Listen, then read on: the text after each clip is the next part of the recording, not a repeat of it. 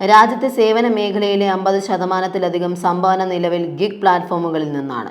രാജ്യത്തെ ഡിജിറ്റൽ സമ്പദ് വ്യവസ്ഥയുടെ 55% ഇവരുടെ സംഭാവനയാണെന്ന് കണക്കുകൾ സൂചിപ്പിക്കുന്നു. നഗര തൊഴിലവസര അന്വേഷണങ്ങളിൽ നിർണായക ഉത്തരം നൽകുന്നതും ഗിഗ് പ്ലാറ്റ്ഫോമുകളാണ്. കുടിയേറ്റക്കാർക്കും അർദ്ധ നൈപുണ്യ തൊഴിലാളികൾക്കും യുവാക്കൾക്കും ഇത് വലിയ അനുഗ്രഹമാണ്. രാജ്യത്തെ തൊഴിലില്ലായ്മ നിരക്ക് കുറയ്ക്കുന്നതിൽ ഗിഗ് പ്ലാറ്റ്ഫോമുകൾക്ക് ഗണ്യമായ സ്ഥാനവും കണ്ടെത്താം. ഡിജിറ്റലൈസേഷൻ, ക്യാഷ്ലെസ് പേയ്മെന്റ്, GPS അധിഷ്ഠിത ലോജിസ്റ്റിക്സ്, AI അധിഷ്ഠിത സേവന വിതരണം എന്നിവയിലൂടെ സമ്പദ് വ്യവസ്ഥ വിപുലീകരിക്കുന്നതിന് ഇത് ആക്കം കൂട്ടുന്നു. വിവിധ മേഖലകളിലെ ഡിജിറ്റൽ വൽക്കരണത്തിനും നവീകരണത്തിനും ഗിഗ് പ്ലാറ്റ്ഫോമുകൾ വേഗത പകരുന്നു. നഗരത്തിലെ തൊഴിൽ ക്രമവൽക്കരണത്തിലും ഇത് വലിയ പങ്കുവഹിക്കുന്നു. ഓൺലൈൻ ടാക്സി ബുക്കിംഗ്, ഭക്ഷണ വിതരണം, ലോജിസ്റ്റിക്സ്, കൊമേഴ്സ്, ഹോം സർവീസുകൾ, ഡിജിറ്റൽ ഫ്രീലാൻസിംഗ് തുടങ്ങിയ മേഖലകൾ അതിവേഗം വളരുകയാണ്. സേവന ഉപഭോഗത്തിൽ ഊന്നിയുള്ള വളർച്ചയെ ഇത് സഹായിക്കുന്നു. 2029-30 ഇന്ത്യയുടെ ഡിജിറ്റൽ സമ്പദ് വ്യവസ്ഥ മൊത്തത്തിലുള്ളതിനേക്കാൾ ഇരട്ടി വേഗത്തിൽ വളരുമെന്നും ദേശീയ വരുമാനത്തിന്റെ 1/5 സംഭാവന ചെയ്യുന്ന സാഹചര്യത്തിൽ എത്തുമെന്നുമാണ് സൂചികകൾ.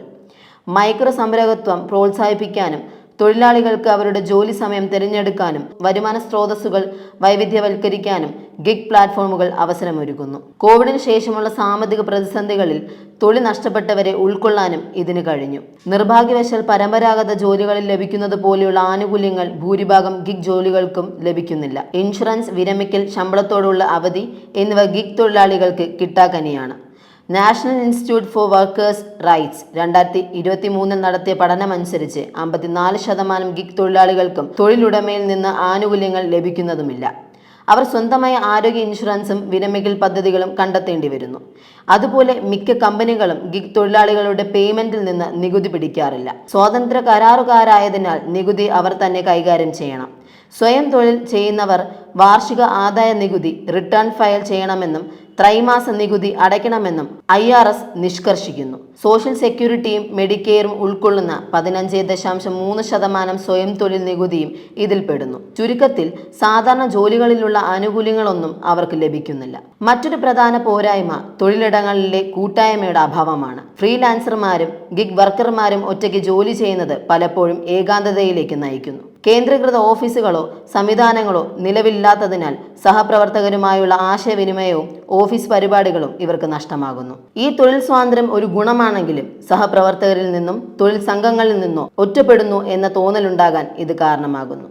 പുതിയ സോഷ്യൽ സെക്യൂരിറ്റി കോഡ് പ്രകാരമുള്ള ആനുകൂല്യങ്ങൾ ലഭിക്കാൻ ഒരു ഗിഗ് തൊഴിലാളി സാമ്പത്തിക വർഷത്തിൽ കുറഞ്ഞത് 90 ദിവസമെങ്കിലും കമ്പനിയുമായി ചേർന്ന് പ്രവർത്തിച്ചിരിക്കണം എന്ന് കരട് നിയമങ്ങളിൽ നിർദ്ദേശിക്കുന്നു. ഒന്നിലധികം കമ്പനികൾക്കു വേണ്ടി ജോലി ചെയ്യുന്നവർക്ക് ഈ പരിധി 120 ദിവസമാണ്.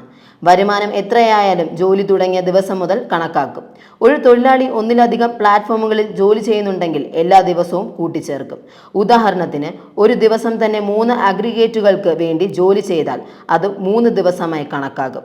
നേരിട്ടോ അസോസിയേറ്റ് കമ്പനി വഴിയോ തേർഡ് പാർട്ടി വഴിയോ ജോലി ചെയ്യുന്ന എല്ലാവരും ഗിഗ് തൊഴിലാളികളുടെ പരിധിയിൽ വരുമെന്ന് നിയമങ്ങൾ വ്യക്തമാക്കുന്നു. പുതിയ ലേബർ കോഡുകൾ പ്രകാരം ഗിഗ് തൊഴിലാളികൾക്ക് ഹെൽത്ത് ഇൻഷുറൻസ്, ലൈഫ് ഇൻഷുറൻസ്, അപകട ഇൻഷുറൻസ് എന്നിവ നിർബന്ധമാണ്. തൊഴിൽ മന്ത്രാലയം ഇതിനകം തന്നെ ഇ-ശ്രം പോർട്ടലിൽ ഗിഗ് തൊഴിലാളികളെ രജിസ്റ്റർ ചെയ്യാൻ തുടങ്ങിയിട്ടുണ്ട്. ഇവരെ ആയുഷ്മാൻ ഭാരത് പദ്ധതിയുടെ ഭാഗമാക്കുമെന്നും പറയുന്നു. എന്നാൽ നടപടികൾ കടലാസിൽ ഇഴയുകയാണ്. 10 മിനിറ്റ് ഡെലിവറി പ്ലാൻ ഒഴിവാക്കണം എന്നത് ഗിഗ് തൊഴിലാളികളുടെ ആവശ്യങ്ങളിൽ മുഖ്യമാണ്. തൊഴിൽ സാഹചര്യങ്ങൾ മോശമാകുന്നതിനെതിരെ സൊമാറ്റോ, ബിൻഡ്, ആമസോൺ, സ്വിഗ്ഗി തുടങ്ങിയ പ്ലാറ്റ്ഫോമുകളിലെ തൊഴിലാളികൾ ഡിസംബർ 25-നും 31-നും പണിമുടക്ക് നടത്തിയിരുന്നു. ഏകദേശം 1 ലക്ഷത്തോളം തൊഴിലാളികൾ പങ്കെടുത്തു. എന്നാൽ ഈ സമരത്തിന് വേണ്ട പ്രതികരണം ലഭിച്ചിട്ടില്ല. മെച്ചപ്പെട്ട വേതനം, തൊഴിൽ സാഹചര്യങ്ങൾ, സാമൂഹിക സുരക്ഷ എന്നിവയ്ക്കായുള്ള അവരുടെ ആവശ്യം അധികൃതർ ശ്രദ്ധിക്കുകയോ പരിഗണിക്കുകയോ ഉണ്ടായില്ല. കടുത്ത എതിർപ്പുണ്ടായിട്ടും അപകടകരമായ സൂപ്പർഫാസ്റ്റ് 10 മിനിറ്റ് ഡെലിവറി ഇപ്പോഴും തുടരുന്നു.